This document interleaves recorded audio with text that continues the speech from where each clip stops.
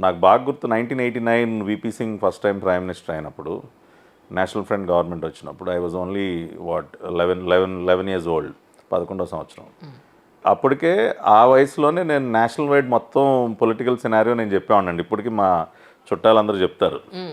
So అట్లా నాన్నగారు ఆ రకంగా నన్ను గ్రూమ్ చేశారు.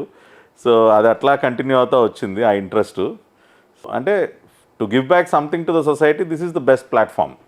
ప్లస్ ఇంకోటి నేను అడుగు వేయటానికి ప్రధాన కారణం ఏంటంటే Anjali garu, I was president for different associations. Badminton అసోసియేషన్కి నేను డిస్ట్రిక్ట్ ప్రెసిడెంట్, స్టేట్ వైస్ ప్రెసిడెంట్ని, ఒలింపిక్ అసోసియేషన్ ప్రెసిడెంట్ నేను, హోటల్స్ అసోసియేషన్కి, ఛాంబర్ ఆఫ్ కామర్స్, ఇట్లా వేరియస్ బాడీస్లో I was at the top level. అప్పుడు ఏంటంటే చాలామంది మినిస్టర్స్ దగ్గరికి, ఎమ్మెల్యేస్ దగ్గరికి, ఎంపీస్ దగ్గరికి ఇట్లా వెళ్ళి కలవటం అనేది అవసరం మీ అసోసియేషన్ సమస్యల మీద. అట్లా వెళ్ళినప్పుడు కొంతమందిని కలిసినప్పుడు అసలు వీళ్ళు ఏ రకంగా అర్హులు ఈ పదవిలో ఉండటానికి, మినిమం ఎడ్యుకేషన్ లేకుండా మనం చెప్పేది వాళ్ళకి అర్థం కాదు. I don't want to name anyone, కానీ కొంతమందిని కలిసినప్పుడు ఆ ఫీలింగ్ కలిగేది. అసలు ఇట్లాంటి వాళ్ళు ఎలా వస్తున్నారు, ఎలా సస్టైన్ అవుతున్నారు అన్న ప్రశ్న ఉత్పన్నమైనప్పుడు చదువుకున్న వాళ్ళు సిస్టంలోకి రాకపోవటం వల్లే ఇటువంటి వాళ్ళకి మనం స్పేస్ ఇస్తూ ఉన్నాం. ఎంతసేపు ఏంటంటే మనం సిస్టమ్ బయట ఉండి అది బాగాలేదు, ఇది బాగాలేదు, రాజకీయాల్లో ఒక చెత్త, మనం వెళ్ళకూడదు, that is not our cup of tea అనుకుంటారు. కానీ వాళ్ళు మర్చిపోతున్నది ఏంటంటే ఇవాళ అదే పొలిటీషియన్స్ మన తలరాత్రుల్ని డిసైడ్ చేస్తూ ఉన్నారు. They are the policy makers. అది మర్చిపోతూ ఉన్నారు. మీ భవిష్యత్తుని నిర్దేశిస్తున్నది ఒక ఎమ్మెల్యేనో, ఒక ఎంపీయో, ఒక మినిస్టర్ అసెంబ్లీలోనో పార్లమెంట్లోనో కూర్చుని. ఆ విషయాన్ని మర్చిపోయి సిస్టమ్ బయట ఉండటం దేనికి? So why not we get in to the system? నాకు కూడా అనిపించింది ఏంటి వీళ్ళ మనం రిప్రజెంట్ చేసేదాన్ని. సో ఆ క్వశ్చన్ అరైజ్ అయినప్పుడు మనం ఎందుకు వెళ్ళకూడదు, మనకుంది ఆ ఇంట్రెస్ట్ అని చెప్పి అడుగు ముందుకు వేసాం. So entire family supported and today I'm here. Me siblings ఎంతమంది సార్? యాక్చువల్లీ ఎక్కడ నేటివ్ ప్లేస్ ఎక్కడ? మాది ఏలూరు దగ్గర, మా స్వగ్రామం పోతునూరు నాన్నగారి సైడు. అమ్మ వాళ్ళది గుంటూరు జిల్లా వెల్లటూరు దగ్గర కిష్కిందపాలెం. సో నాకు ఒక చెల్లి, తను యూకేలో ఉంటుంది. తను ఇక్కడ ఉన్నప్పుడు ఎయిర్టెల్లో she used to work. After marriage UK వెళ్ళిన తర్వాత తన ఓన్ కంపెనీ ఒకటి స్టార్ట్ చేసింది, సింట్రా న్యాచురల్స్ అని. సో కెమికల్ ఫ్రీ టాయిలెటరీస్ అనమాట. తను ఓన్గా మ్యానుఫ్యాక్చర్ చేస్తుంది. She had one quite a few awards and she is doing very good. కాకపోతే నాకు ఉన్నది ఒకటే చెల్లైనా మా అమ్మ వాళ్ళ 5 అక్క చెల్లెళ్ళు. సో మేము 13 మంది కజిన్స్. ఫంక్షన్ అయితే ఎవరు అక్కర్లా, వీళ్ళే సరిపోతారు. సో ఆ 13 మంది కజిన్స్ మేము అందరం ఓన్ బ్రదర్స్ అండ్ సిస్టర్స్ లానే ఉంటాం ఇప్పటికీ కూడా. సో అందుకని ఎవ్రీ సమ్మర్ అమ్మమ్మ వాళ్ళ ఇంటికి వెళ్తే మీరు అన్నట్టు ఒక 50 మంది ఉండేవాళ్ళు. మొత్తం సాయంత్రం పూట పడుకునేది ఎక్కడ అంటే ఇంటి బయట వేప చెట్టు కింద ఒక 20 మడత మంచాలు వేసేవాళ్ళు. వరుసనే పడుకునేవాళ్ళం. బయటే సినిమాలు చూడటం, బయటే భోజనాలు. సో అదంతా తలుచుకుంటే ఇప్పుడు అటువంటి వాతావరణం ఉండట్లా ఫ్యామిలీస్లో.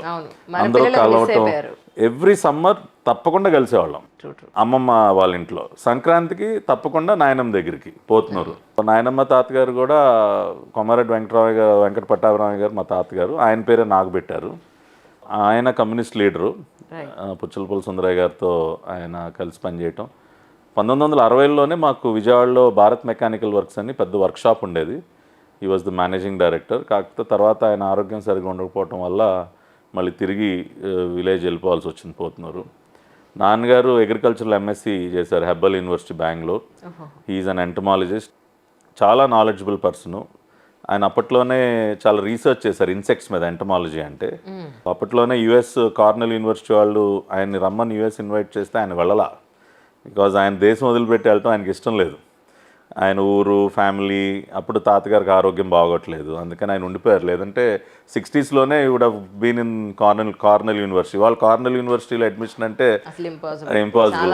అప్పట్లో 3-4 లెటర్లు రాశారు. ఇప్పటికి ఉన్నాయి లెటర్స్ కార్నెల్ వాళ్ళు రాసినాయి. Please you come and join us, we need students like you, research scholars like you అని చెప్పి. వాడు వెళ్ళా. తర్వాత కొన్ని రోజులు ఇక్రిసాట్లో చేసి మా ఊళ్ళో వ్యవసాయం చేశారు. చాలా నాలెడ్జబుల్, హైలీ నాలెడ్జబుల్. మా ఇంట్లో huge library. So very principle person. So ఇప్పటికీ కూడా నేను వాళ్ళు ఇలా ఉన్నానంటే అది నాన్నగారి వల్లే. That is how he moulded us. ప్రతి చిన్న విషయంలో మాకు అన్నీ నేర్పిస్తా. మీరు ఆశ్చర్యపోయే విషయం ఏంటంటే నాన్నగారు అసలు ఇల్లు దాటి బయటకు వచ్చేవాళ్ళు కాదు. మేము ఎక్కడ హాలిడేస్కి వేరే ఊళ్ళో వెళ్ళటం, వేరే దేశాలు, వేరే రాష్ట్రాలు ఎక్కడికి వెళ్ళాలి. కానీ ఆయన మాకు ఇంట్లో ఉండి ప్రపంచం మొత్తం చూపించారు. అబ్బాయి తిరగక చెడాడు, అమ్మాయి తిరిగి చెడింది అంటారు.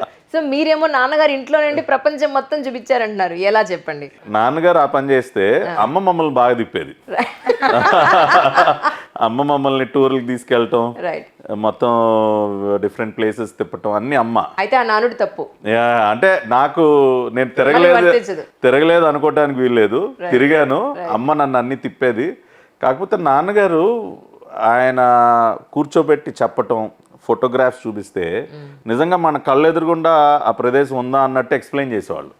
డిఫరెంట్ కంట్రీస్ గురించి, డిఫరెంట్ పర్సనాలిటీస్ గురించి, national geographic magazine, life, time, week, ఇటువంటి అనేక మ్యాగజైన్స్.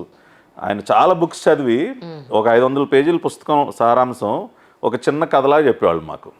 సో ఆ పుస్తకం చదవాల్సిన అవసరం లేదు, మొత్తం ఆ పిక్చర్స్ చూపిస్తా ఒక స్టోరీలాగా చెప్పేసేవాళ్ళు మాకు. ఫస్ట్ వరల్డ్ వార్ ఏంటి, సెకండ్ వరల్డ్ వార్ ఏంటి, పర్ల్ హార్బర్ అటాక్ ఎలా జరిగింది, యూరోప్లో హిట్లర్ ఏ కంట్రీస్కి ఎట్లా వెళ్ళాడు, ఆఫ్రికాలో ఏం జరిగింది, మన ప్రీ